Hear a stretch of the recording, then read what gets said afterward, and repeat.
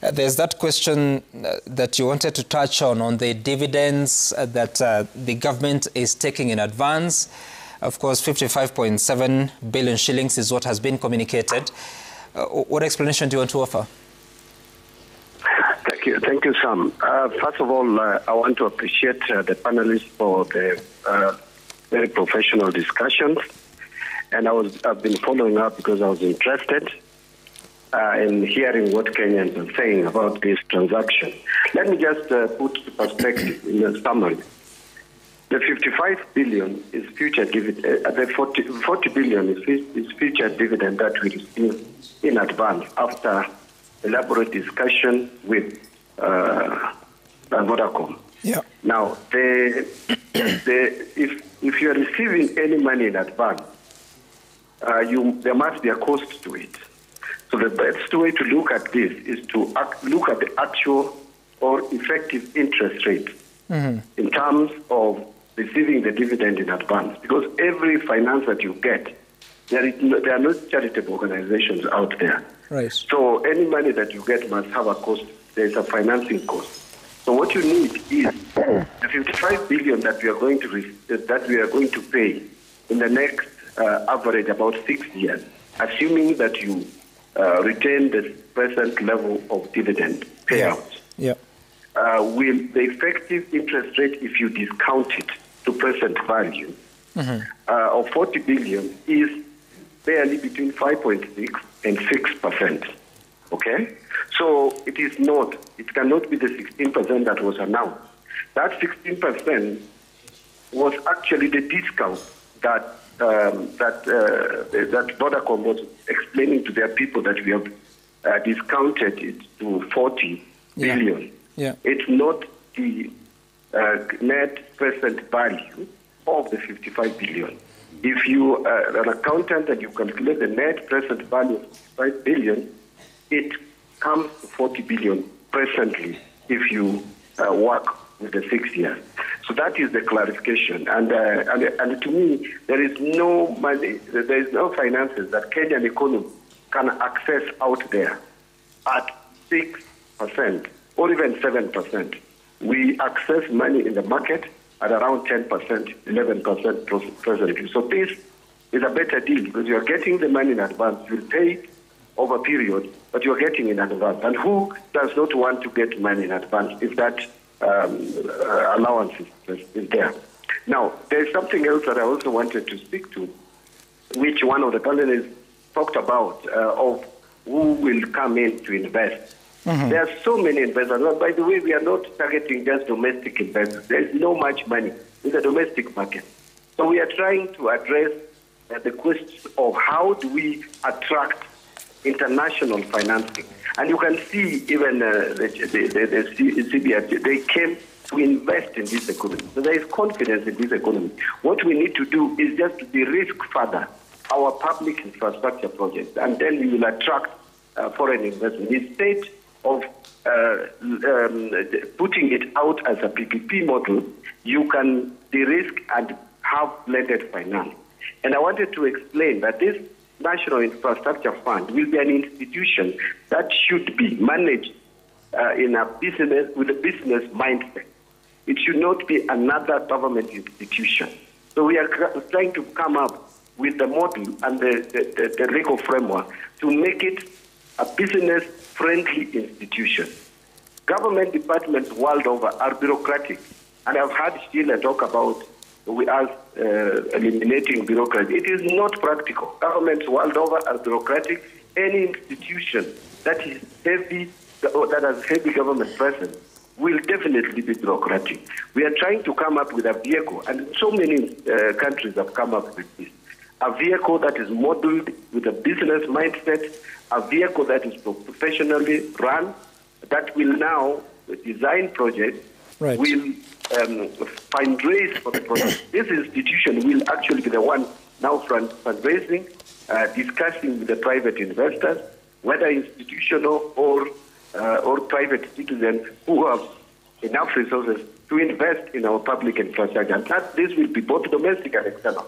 You can see already NSSF is taking up Rironi Mau Summit under PPP model, and they are contributing about 40%.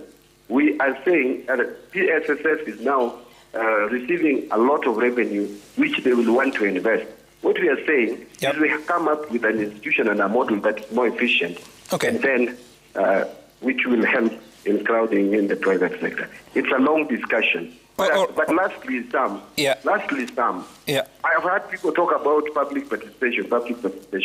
We have just done what we call proposal initiation. Now Kenyans need to speak. This is what we call public participation. Sure. And they will speak through parliament, they will speak through the executive. National Assembly has already advertised. And I heard yesterday senior leaders talking about there is no public participation. What do you mean by there is no public participation and there is already public participation taking place as we speak? Right, Waziri, and just quick ones from Churchill and Linda. Starting with Churchill. Thanks, Waziri, for joining us. Churchill Ogutu over here. So just to get your clarity, you've mentioned that the dividends will be paid out on an average of 6 years. Is it 6 years or is it like 3 years based on the investor call that Vodacom had with some of the investors sometime last week? So just a clarity on that, 6 years or is it 3 years? Thanks. Now, in terms of calculation of the effective rate of it, we were working with 6 years because we are assuming that the 55 billion will be paid, will be recovered out of the present dividend payout, which the last one was about 16 billion to Kenya government for the 35% share holding. Now, this, if you prorate it back to 20%, you arrive at a figure of about just 10 billion. So we have about between 5 and 6 years to pay back. It may be faster, depending on how profitable Safaricom becomes. But again, in every financial transaction, there are risks both sides. There is also the element of risk of possibility of Safaricom not making enough profit to pay out dividends, and in which case it will take longer to pay because we have agreed on the targeted amount to pay 55.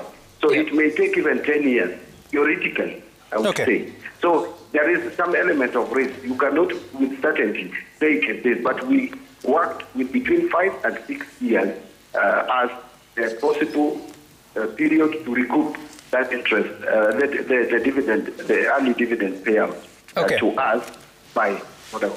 All right, Waziri. Now, I'm running out of time, but allow me just to allow Sheila and Odhiambo to pose just one question, and then you can take them together. Sheila first. No problem. Go ahead. Morning, Waziri, and thanks for tuning in. I think mine is just more of a comment or a cautionary point in that what we are pushing for is really to say we are aligned in terms of the fact that we need these infrastructure developments and the rest of them. I think you're completely underestimating the part where the public distrust is going to play into a deal that could potentially have been a very good deal. In a lot of the discussions, we're not hearing enough about the safeguards that we need to put in place. We're not hearing enough about how we need to be reducing our corruption index and how we're going to make sure we're learning from the projects that we've done in the past. And unless you do this, because if you don't look at it holistically, you might fail a project because you are inviting a lot of voices without having a very holistic plan about how you want to address this. So as much as it might make business sense, and we're sitting on this panel as business people discussing this, when you put this down to the public, what they really ideally want to know is, I mean, how would we ensure that we are not having a fund that is not managed the wrong way? You talk about managing it like a business. Yeah, but then it's public assets. It's not a business. So what safeguards are you putting in place? Yeah. All right, Odhiambo, go ahead. Thank you, Waziri. So mine is first to appreciate on the clarity of potential investors. You've said that you're looking at the international market. I think that's a very good way to go about it. The second one is you've mentioned on public participation. I'm concerned about starting on public participation on this infrastructure, on the sale of Safaricom, before we have public participation on the law and the framework around the whole infrastructure fund. So that, for me, is the bigger concern, because it prioritizes selling Safaricom shares without a proper framework around it. And I heard you mentioned that you do not need any law to put in place a proper mechanism, or rather a proper fund. And I think that is what is making us a bit jittery, because we'd prefer that there be a law in place and then we talk about Safaricom privatization. All right, Waziri, quick one. Thank you. Thank you, Sheila. First, let me start with Sheila. How are you, Sheila? She's I'm my good. neighbor. We are neighbors, actually, Sam, down in the village. It's hardly 8 kilometers.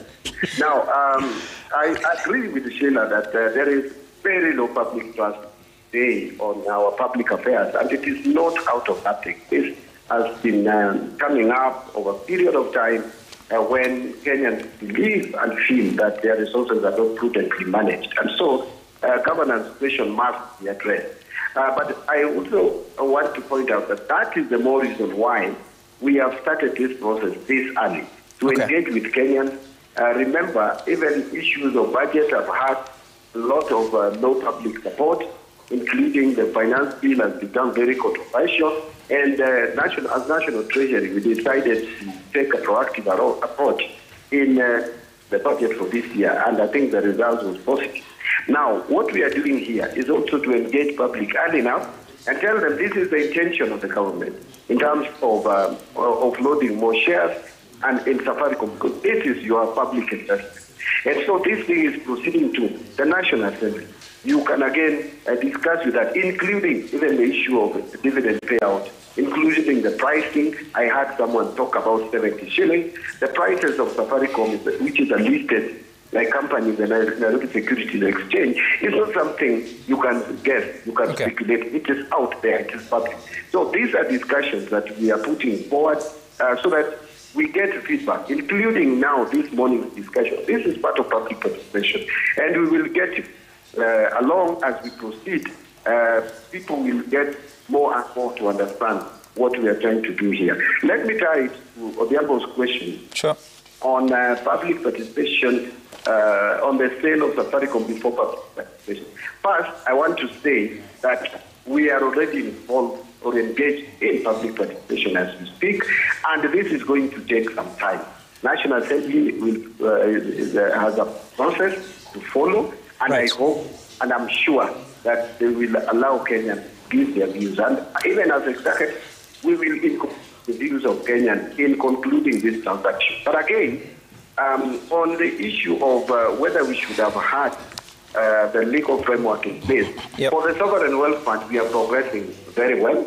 But again, on the issue of the National Infrastructure Fund, I only say that there are some people, some of us, there are two opinions, and we are working on both of them.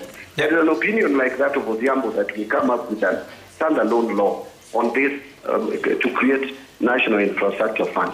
There are those of us who believe that the Public Finance Management Act allows for creation of funds. What we need is to have proper regulations in place, and I'm not saying zero legal framework. We must have regulations, create the fund, have proper structures, and have regulations. And that fund will be created through the National Assembly. You can't create it in the executive. So we will take proposal to the National Assembly on the creation of fund, and we will look at how it can be professionally run with a business mindset. Yes, it is true that these are public funds, but you can also create a public institution, an institution that has less government involvement in terms of governance structure. All right, Waziri. I think we have to close it at that. And thank you so much for tuning in and also sharing your feedback and your thoughts. And we wish you all the best as you carry on with this quite important public participation. Waziri, National Treasury and Economic Planning, John Mbadi. Thank you so much also Chachi Logutu and Sheila Olang, as well as Odhiambo Ramogi, for making time for us. Up next is Sporty Monday. We ate into their time. Apologies for that. It's just that moment that is pretty rare when you're having such conversations. Bye for now. My name is Sam Gituku. See you again some other time.